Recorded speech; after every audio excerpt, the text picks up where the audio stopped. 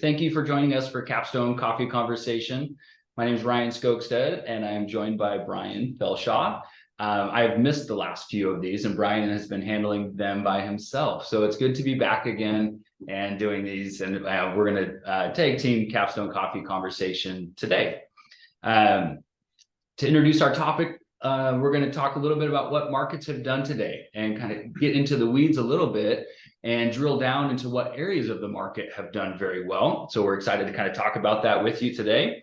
We'll talk about some of the returns of the areas, as well as what makes up some of the indices and the breakdown there. And that's been very different this year than in most times. And so we'll get into that a little bit.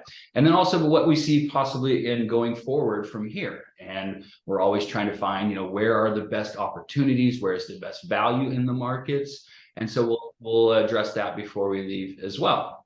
As always, if you can ask questions to Moesha, who is sitting behind the camera today, by using the chat function on your Zoom. If you just say chat with host or ask a question to the host, then you can type that in there. And at the end, we'll do maybe a couple questions if you all have any. So just chat those into Moesha.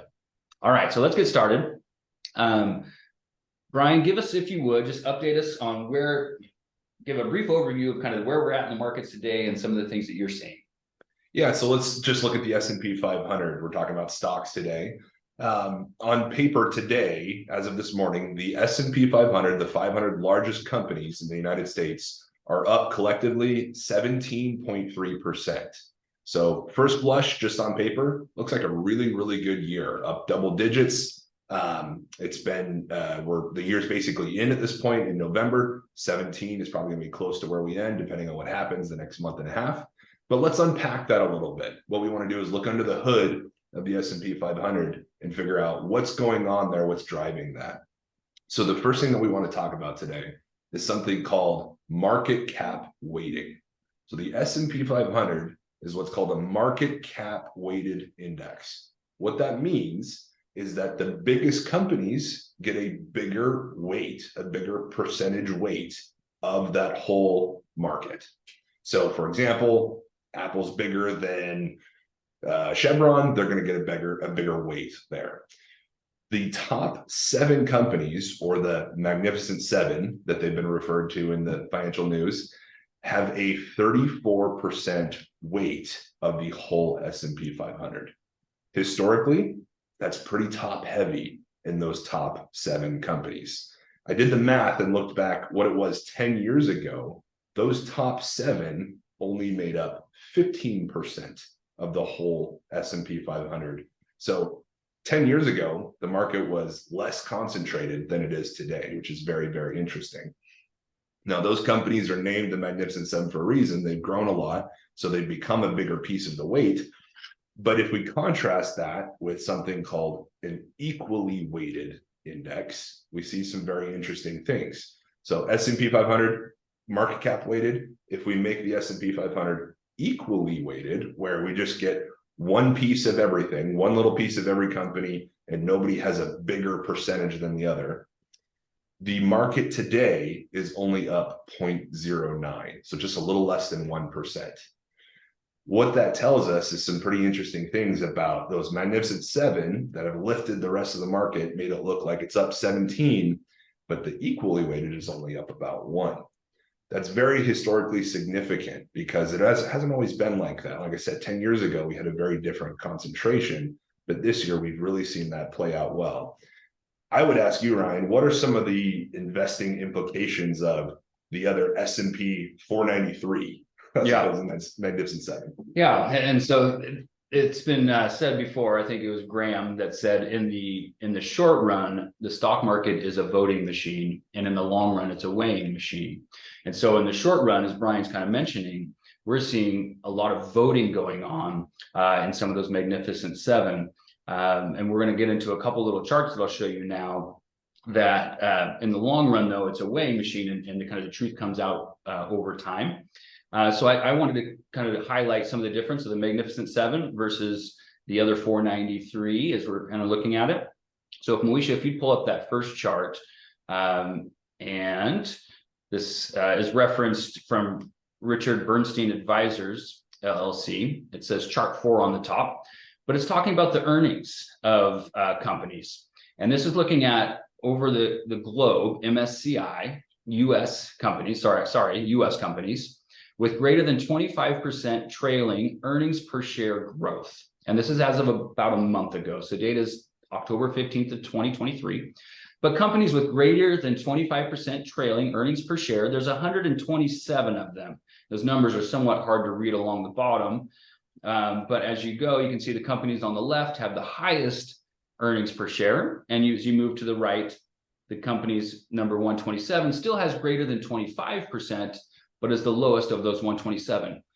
Only one of the Magnificent Seven appear in the top 127. It falls in at number 111, if you can read those small numbers, but showing you that even though stocks on the equal weight are flat on the year, and Magnificent Seven's done very well, their earnings are actually pretty darn good for some of those other companies. The Magnificent Seven only has one company that hits in this threshold. Moisha, can you go to the second slide?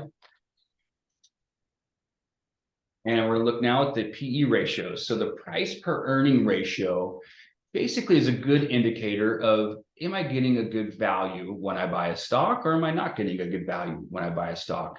PE ratios are very difficult to trade on, okay? Because sometimes stock market can go much higher for longer than you expect. And on the flip side, sometimes it can go much lower for longer than you expect.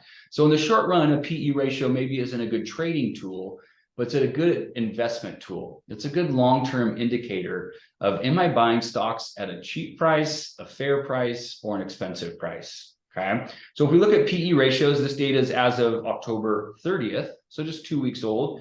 This is put out by Bloomberg Finance. You can see the Magnificent Seven has a PE ratio of just over 40, right? So we would say that's pretty darn expensive. And especially when you compare that, and we'll look at some other indices here, as Brian was just mentioning, the equal weight, that's the EW, S&P 500. So give me one of everything equally. That PE ratio is somewhere in the neighborhood of 15 to 16, much more in line with historical norms.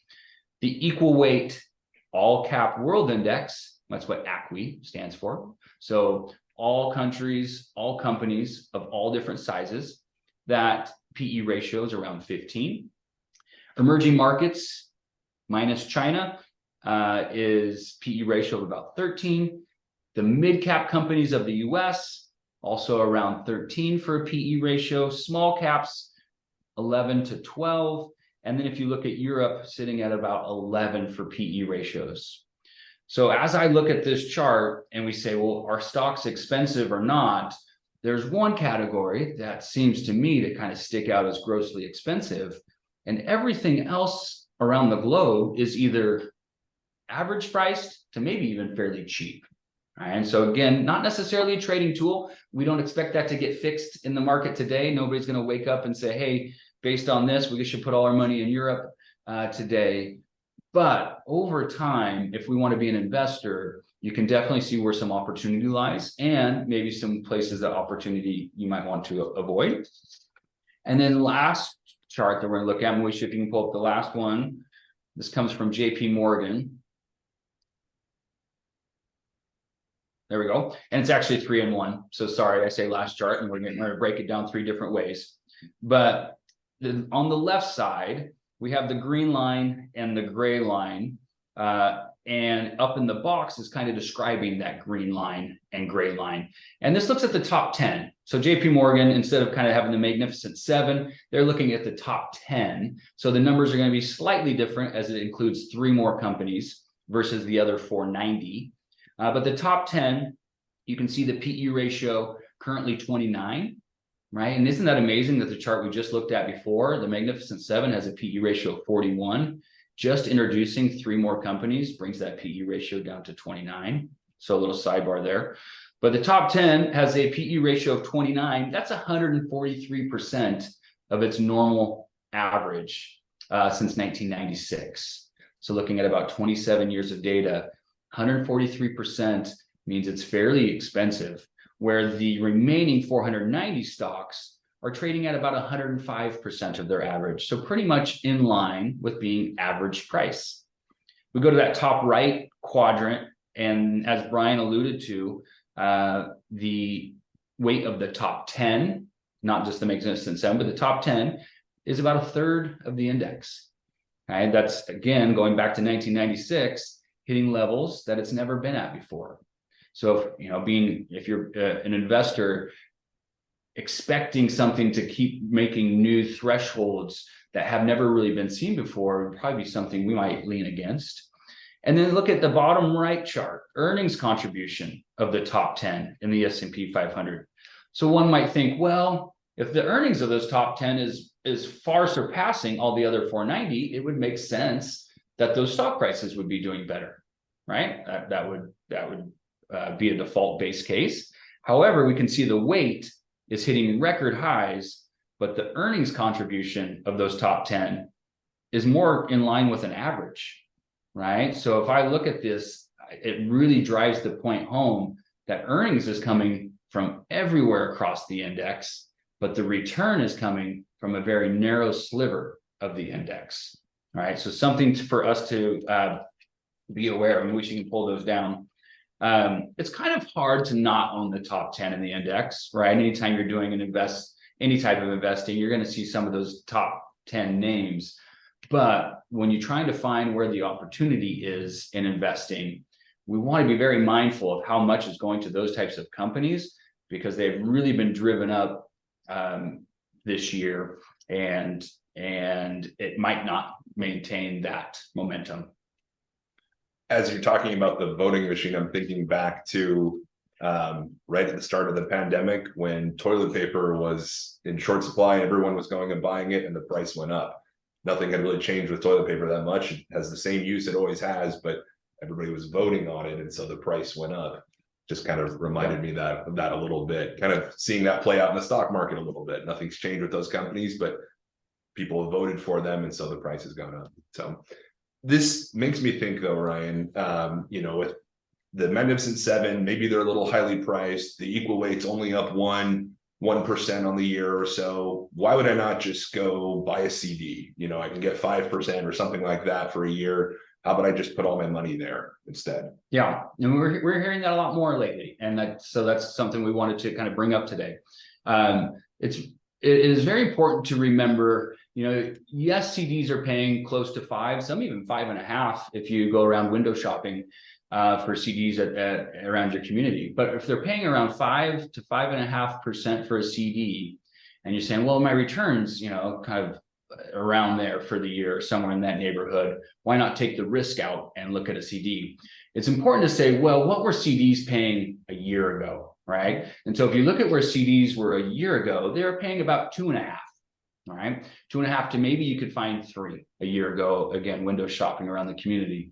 So the last year return for a CD would have been about 2 to 3% in an illiquid, non-tradable investment. Okay, going forward from here, now, yes, CDs are higher, but so are bonds. Bonds are paying 5 to 6 to even 6.5% in a very safe way.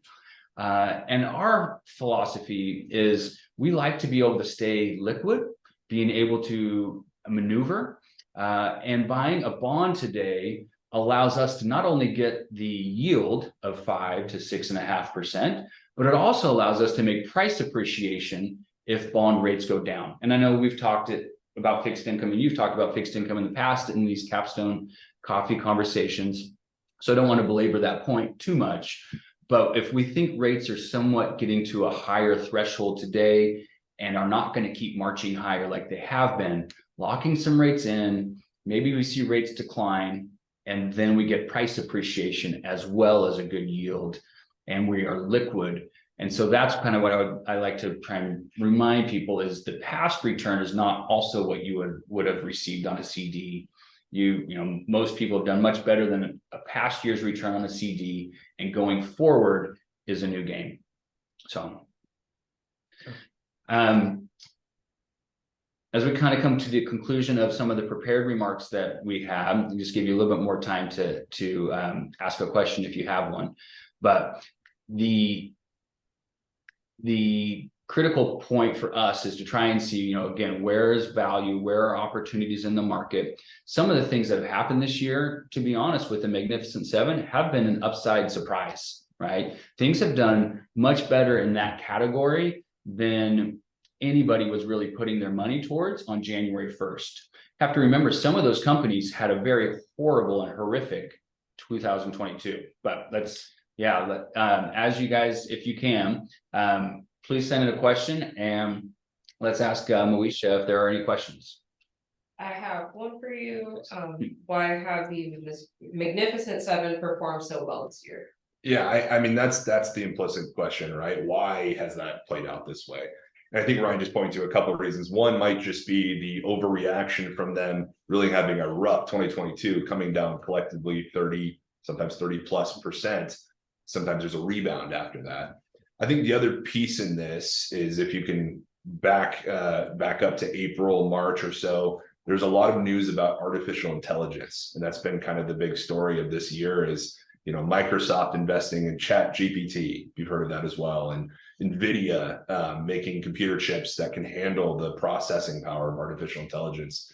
And some of that earnings from that showing up in their earnings reports, I think there was a lot of hype behind that, a lot of excitement behind that. And so these big companies have a big piece of that, and they've been bid up this year because of that. But that's a lesson as well in the need to be invested for the long term. You don't really know when those upside surprises are going to happen. They happen randomly, they're unpredictable. And it's a lesson of why, even after a tough year last year, we have to stick with our investments. Some data on that. A third of the market year's return, a third of the time, the stock market has a return greater than 20%. That's also usually when you least expect it. We all like to point to, there's all these issues in the economy. Maybe I should pull my funds back a little bit. And a third of the time, that's when actually the market outperforms, and we can miss that. So we have to stay invested. We have to ride through those ups and downs to get the ups. I think the other thing to think about is those companies also have a significant amount of cash. They don't have to borrow as much if they don't want to. They did borrow quite a bit when rates were much lower, but now the rates are higher. I think there's the market looks at some safety there that, Apple has enough cash that they could fund pretty much any project they want at this point. So I think that there's some degree of perception of safety that if I put my money in those companies, I'll be okay. Even though, like Ryan just talked about, they can get to be a pretty high value and maybe aren't as good of an investment as they used to be, could be. So there's several things you can point to why, but the bigger lesson is we have to stay in. We have to stay in, invested, and get those surprises on the upside. As a surprise today, as we walk into this meeting, Brian and I were just noticing small caps are up over 5% just this morning. And nobody was calling for that last night. But small companies, and kind of just as we're speaking about some of those other ones, not the biggest companies, but small companies up over 5% just this morning is a great indicator of there might be some mispriced areas of the market, and that could change very quickly. Can we share any other questions? Are you looking at investing in other areas besides the S&P 500 going forward? Yeah, so most of what we do and what we have been doing has been outside of the S&P specifically. A lot of the companies are in the S&P that you're going to own. 500 biggest companies is somewhat hard to avoid, but an S&P index, we are actually liking less and less as we see this run up and the weighting contribution of those Magnificent Seven. So we do invest in mid-sized companies. We do invest in small companies. We try to be very specific, and we're also very international. The dollar's falling significantly today. It's down more than 1%. As inflation comes down, the interest rate are potentially going down, and they're doing that today. And you see the dollar weakening.